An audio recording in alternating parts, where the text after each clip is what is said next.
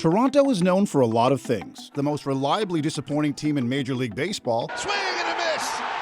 Raccoons bigger than most dogs. Look at this one.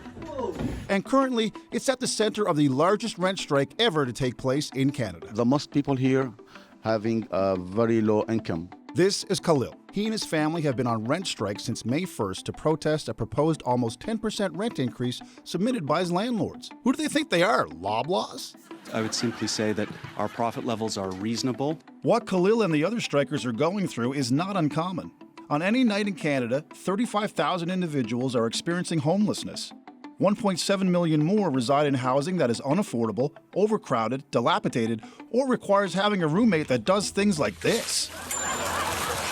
So, who is responsible? Well, our elected officials.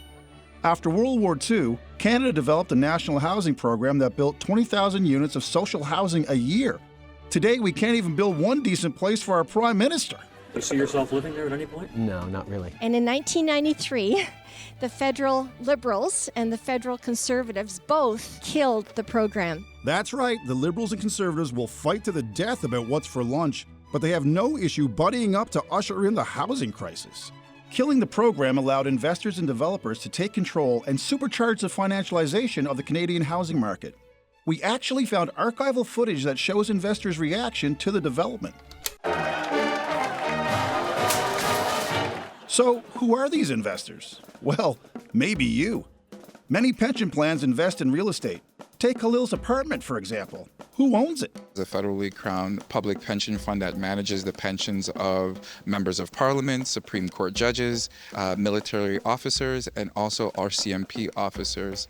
Even worse, Chase from Paw Patrol is in charge of evictions. So what's happening at Thorncliffe Park is that a federal crown corporation is seeking rent increases that price people out of their homes. That's messed up.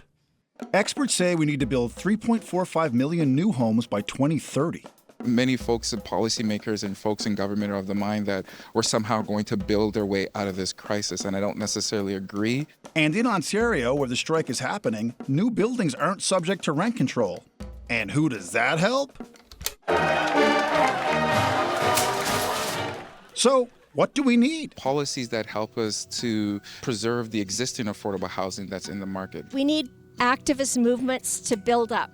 The most effective way to address these issues is by directly confronting the people who have the power to immediately make different decisions. We need to make sure that, we're building housing that, folks can actually afford, and we're building housing that it remains affordable in perpetuity.